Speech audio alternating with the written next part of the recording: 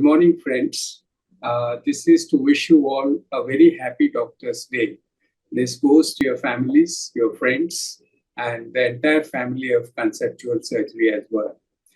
This is the day on which our nation remembers our services. And this is also the day when we should be rededicating ourselves to serve our nation and the people of this nation. Just for the sake of history, Doctor's Day actually commemorates the birthday as well as the death day of Dr. B.C. Roy. He is one of those individuals who passed away on the same day as he was born. It happened in 1962. And he is a very distinguished, in fact, the most remembered and one of the most distinguished physicians and surgeons of this country. In those days, in the colonial British India, he passed both the FRCS and the MRCP in the same go.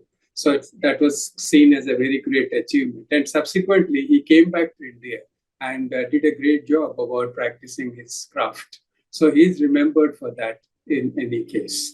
Besides that, you must be knowing that we also have a B.C. Roy Award, which actually awards those doctors who have done great academic work.